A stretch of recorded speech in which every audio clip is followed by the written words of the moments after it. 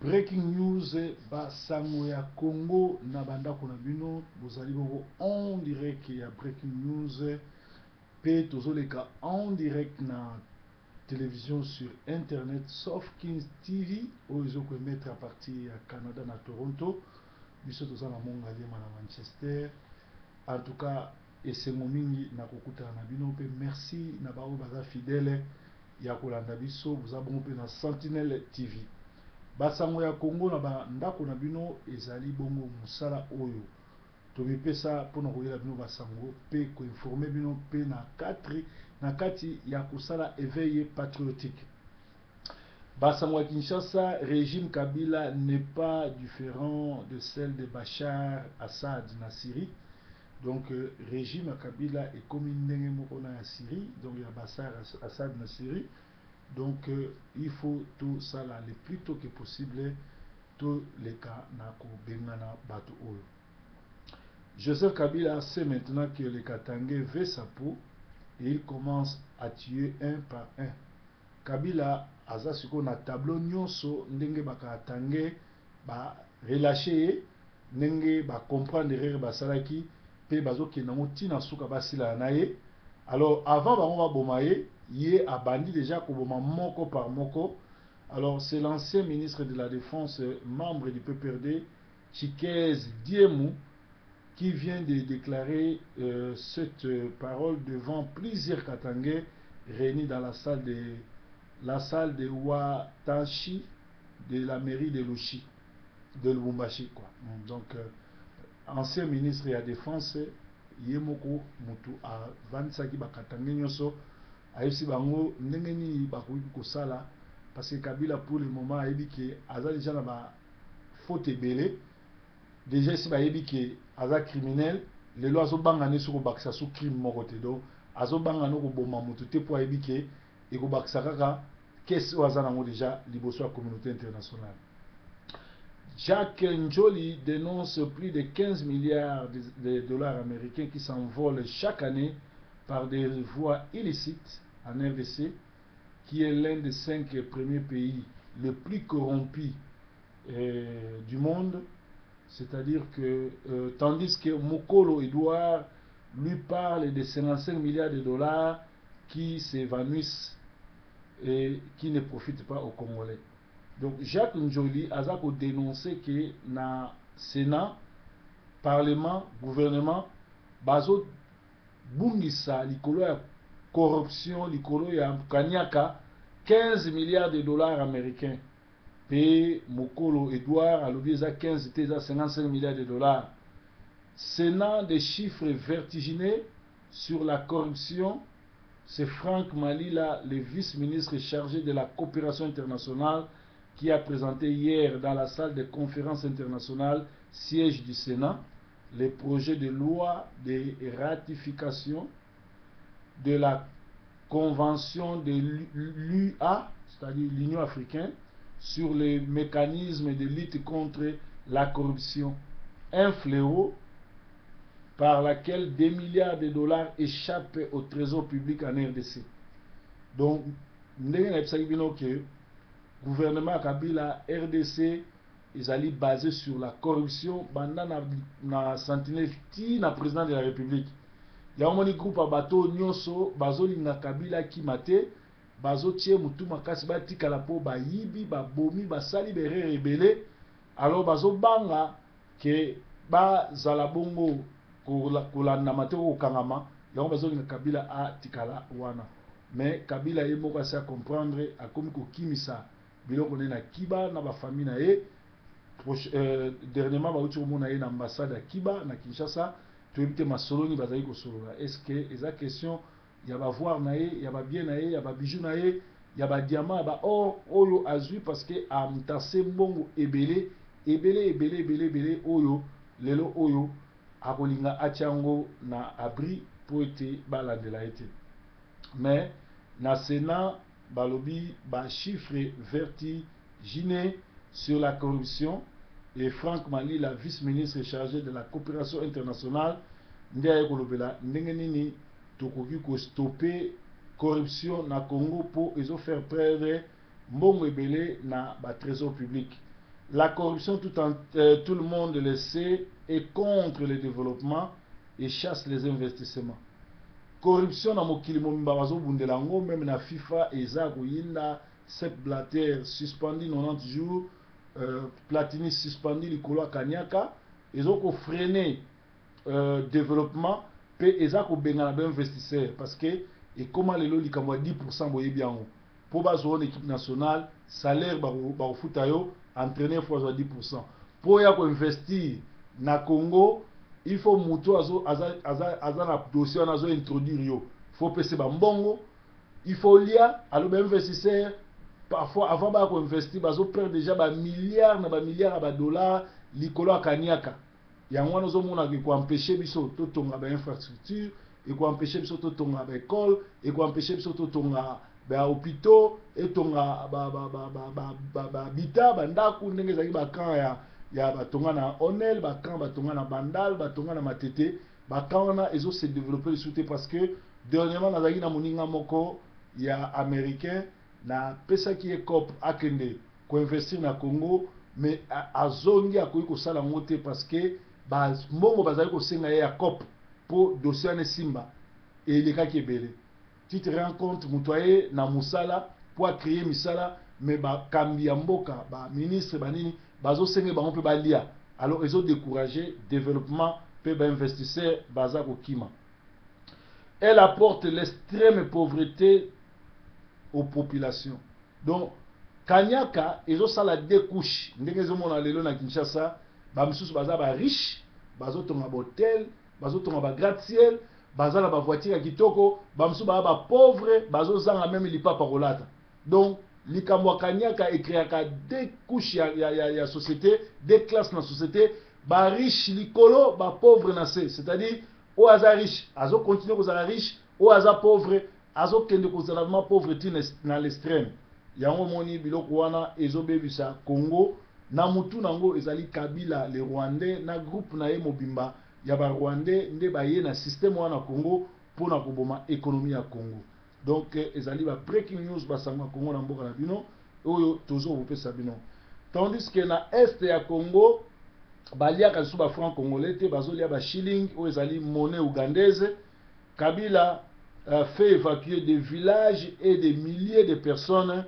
parce que na kati ya ba village wana na sous-sol ba village wana bakuti ba diamant, bakuti ba or, bakuti ba richesse oyo mabele yango pe si batekeli ba sud-africain. Alors azo déguerpi village mobimba ko boma ko massacrer pote mabele wana e pesama na ba sud-africain pe ba kolombo ka ba congolais baza interdit ya kotimola to kosala bilanga oyo eza makambo zoleka na Congo na ngonga oyo bino moko bozoyoka pe boyebi yango pe lisusu Congo envahissement ya ba armée étrangère ezo continuer na lobaki yango que na kati ya ba jeep oyo eza fumé tozana ba soda ya morphologie rwandaise baza kuna batuti oyo baza na gâchette facile baboma batala te eza système ya Kabila tout simplement parce que Sénat gouvernement nani parlement na opposition bazo ko accompagner ye na buzoba bazo ko accompagner occupation. Alors eloko malamu ekoki kosalama te ezosengela biso ba congolais eloko mosusu te tozakaka na seul objectif pe tozakaka na seul de sika tokoki ko gagner ezali kosala oyo babengi soulèvement populaire pona kopikola boumbu nyonso kopikola système mobimba parce que tobundisaka Mobutu akenda système etikala système ya Mobutu se bango nyonso wana baya na Sénat baya likolo ya kope ya moyibi kolia koboma bazo participer ensemble na ba Rwandais ko détruire étoffe tissu économique congolaise pe ko bebisa bana na biso ko bebisa orientation ya vie na biso ya bana na biso pe lisusu classe élite congolaise eza médiocre pe corrompu ba pasteur corrompu ba enseignant corrompu ba politicien corrompu tala siko décision ba classe politique bazo souffrir bana na biso bazo tanga malamu te ba bourse eza te ba école eza te makambo wana nyonso tout eza bien te donc eza mawa mingi. Alors balobi ke eza kosala mawa mingi na Kinshasa génocide ezo ko continuer kosalama na kimia pe ba encadrer ya génocide ba complice ya génocide ezali bongo ba congolais oyo baza koyede ba occupant ya ba Rwandais na koteka ba kisi périmé soki na ba pharmacie okokuta ba kisi za périmé oyo soko meli ezoyede bato te. Masanga batia ba produit po stopper bato kobota mai oyo bamelaka na régie des eaux batia ba poison ya moke moke ezokotaka na nzoto bato po bato bakufa. Alors bafuti ba musicien mbongo ebele babebisa morale pe ba jeune na kolangwa na komela na ba discussion ezanga tina pe lisusu bazala na raisonnement te bakoma kuti ba raisonner sur le futur te babanda ko raisonner kaka kolia komela kolangwa na koyebisa bino basango ezouta na Kinshasa bana ya 11 ans 12 ans bakomela komela bière parce que publicité à bière ebandaka banda tonti pourquoi ba musicien babinaka banda tonti pourquoi et ba le peu de pasteur bazote ya oleba te pe lisango malamu ya solo oyo babenga la bonne nouvelle qui sauve baye na ba aventure ko senga mbongo ko rançonner ko manipuler bato. Donc les gens ne savent plus sur quel sein se vouer. Donc balobi mawaming na Kinshasa désolation pe lisusu bopito sans système ya sanitaire ya malamu na mama yemo solo ya salité ekoki koboma yo mutu ozobela ebongo ba mbetu ebongo ba dra ebongo ba condition. Donc bazokotisa na bato mosusu baza vivant na ba morgue po bakufa parce que ezali système oyo bango bazosala ba étudiant bazora sous bourse te bakoma kotinda ba Rwandais na ba bourse na kombo ba Congolais pe ba kotanga en étranger pour lobby ba remplacer ba Congolais na ba couche nyonso, c'est-à-dire na couche nyonso tout ya éducation ya armée ya administration tozali infiltré par des Rwandais Burundais. Alors ils ont senga tout ça là oyo ba bengi soulèvement populaire pour na ko changer système mobimba na nzambe oyo ya kimbangu nzambe oyo akela likolo na nse nzambe ya Yesu Kristo tokolonga. Alors bato bele babengaki nga batuni me pasta ese makambo ozoloba ke Yesu azaki noir biso babantu toza bato ya Bible eza solo. En tout cas bandeko na nga bose documentaka na ngonga oyo social media eza partout. Donc social media donc média social eza partout, internet, Twitter, Google, wapi so bokei bokokuta biloko wana nyonso tu eza na kati bokuta eloko wana tu eza na kati ezokamwisanga bauta otindelanga elema moko bazotuna bato na Kinshasa boyebi wifi elakisi nini boyebi bluetooth elakisi nini bamosusu bazokanisa bluetooth na wifi eza bamarque appareil bayebi même pas bluetooth eza nini wifi elakisi nini oyo eza nango technologie ndenge évolué ezali ndenge ya koconnecter bato kozala en direct to kozala connecté na marque moko ya internet ou bien oza na ligne ya internet po ozala branché na monde. Mais bato ebele bayebi te wifi elakisi nini nini oyo na français bozobenga wifi elakisi nini whatsapp elakisi nini batango biloko wana nyonso tu elakisi nini. Donc eza mawa mingi bokeba nango. Notre ultime but est de mettre hors d'état de nuire ces génocidaires à plusieurs cas, Kagame, Kabila, Katumbi, Kamere, Kaguta, sikoyo stratégie na bango na ndenge bamvaisa Congo eyebani oni abimisi ba secret na bango nyonso ba journaliste expérimenté net ba Charles Onana ba komi ba livre ba expliquer stratégie ba Rwandais ndenge nini Bill Clinton na mwasi na ye na famille na ye bayaki ko kaba Amérique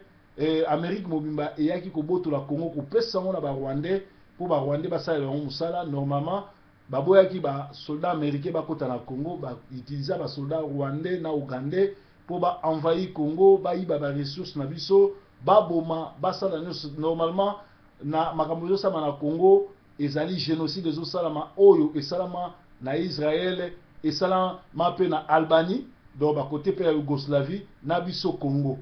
Alors isfongoli biso ba congolais côté mususu tozobunda communauté internationale et reconnaître le génocide na biso côté mususu tozobunda ndenge nini tokomettre hors d'état de nuire contre ba génocidaire oyo ezali kokamwa bango nyonso bakomona bango banda na ka Kagame, Kabila, Katumbi, Kamere, Kaguta bango nyonso tu bazaka baka na baka. Donc ezali souci na biso monene koluka ko stopper bato nyo surtout parce que bazali bande ba criminel ba méchant oyo bazoya na mboka na biso ko détruire ko boma ko sala nyo surtout ya mabe. Alors biso oyo tozali bana na Congo eloko ni tokoki ko sala eloko malamu ya elakisi na sensibilisation éveil patriotique to se soutenir to tika tribalisme to tika régionalisme to sangana biso nyonso to zala na bomoko susina na ko libérer mboka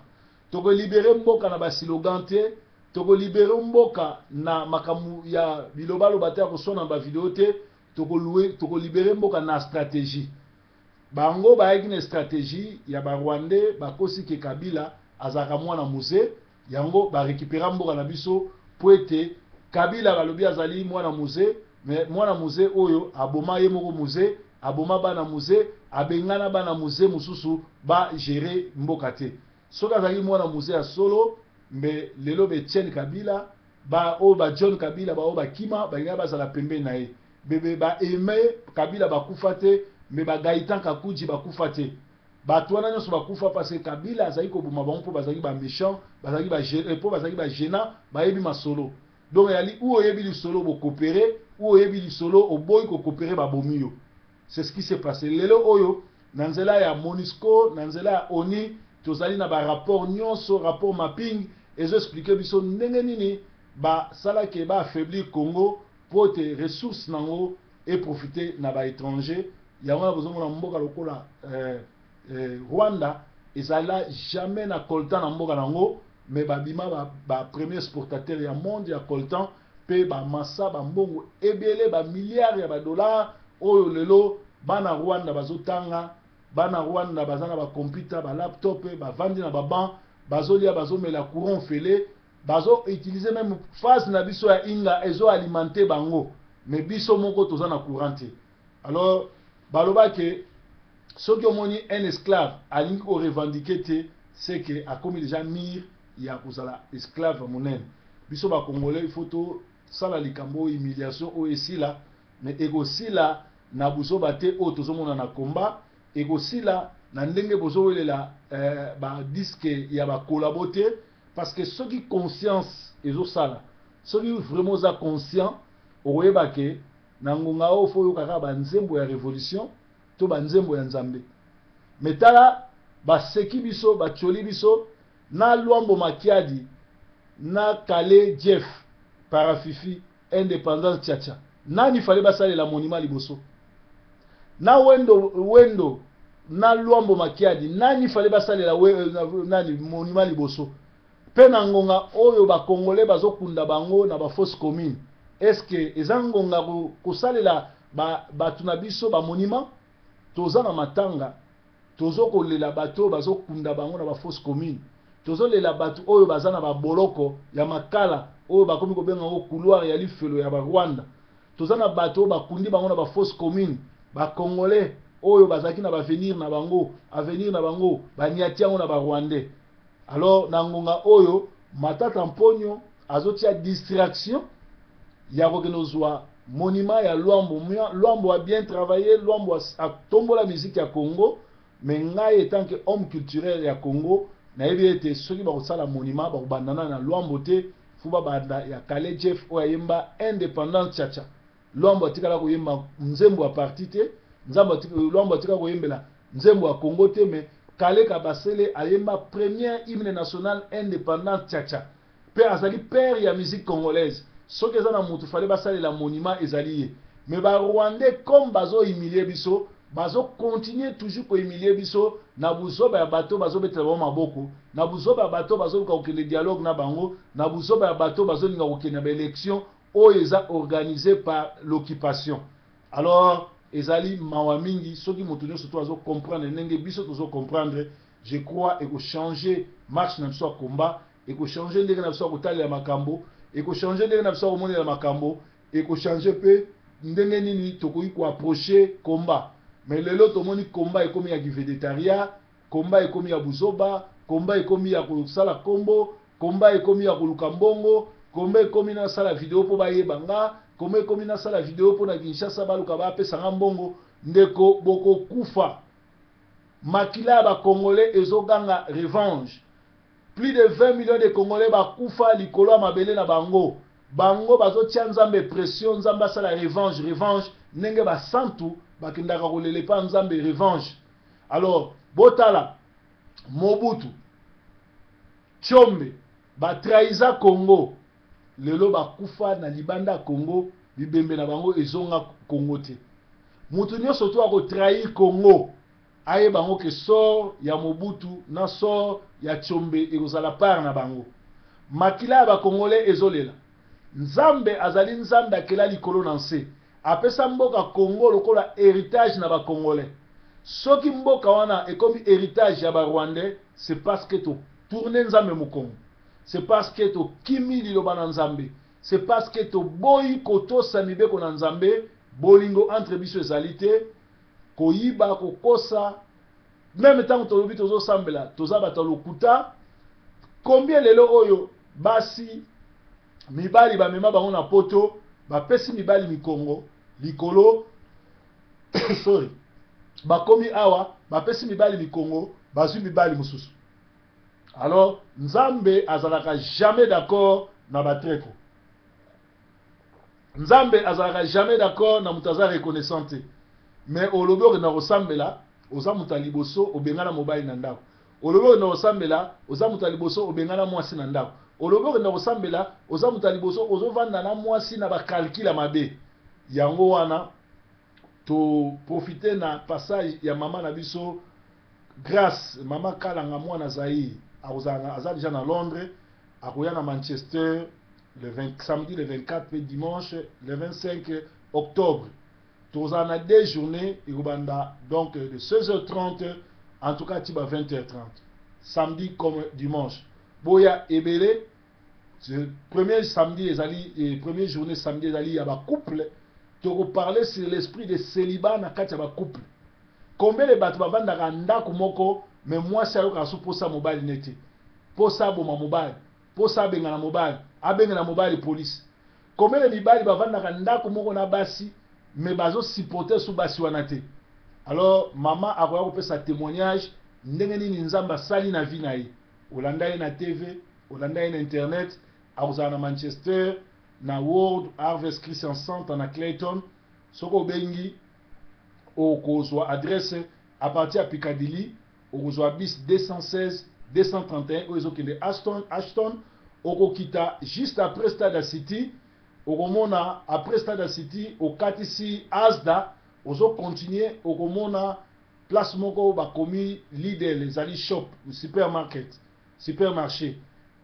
Okokita na rewa no psika chauffeur kitsa na arrêt ya Aldi Clayton. Soko kliti na Aldi Clayton o contourner ba shop côté à cash machine ali okomona salle moko monene bakoma World Harvest Christian Center. Torozalawana samedi de 16h30 à 19h30 puis dimanche heure moko ezala 2 jours pour na ba maman, pour na ba couple boya tokobondela tokopartager boyoka témoignage boyoka ndeni nzambe asala na mama wana. Vraiment bo zala wana ebele.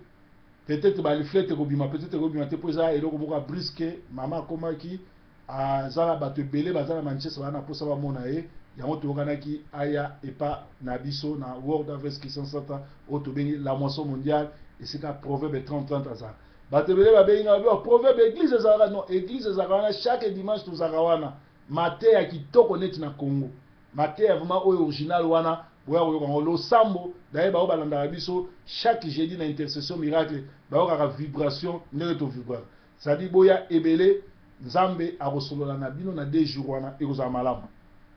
Bato mingi baza ba ingrat, reconnaissance n'est pas de ce monde. Kofi Olomide aluti koloba ke soki batunaki ye nationalité nini akozwa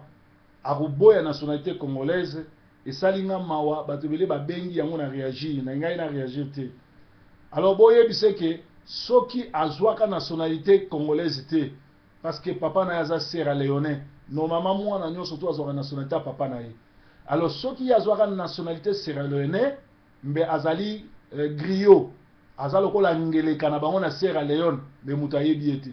soki lelo aza Kofi Olomide soki lelo akomi ndenge aza mopao bokonzi c'est parce que azwaki nationalité congolaise yango efuli ye et apesa merci na King Kester Emeneya le regretté moto ya zamani Nkwamambu oyo akotisaki ye cours ya voix pe cours ya forme po ye aza kobeta kaka babubu ya pembe pembe boyebi histoire c'est-à-dire ayebaka kopesa merci conscience ne sala soki King Kester te soki pe nationalité congolaise te mais azali griot neti Yusundio neti Ngeleka neti yukutu Yusundio te neti Ngeleka pembe alataka babubu mbe bayeba ete breaking news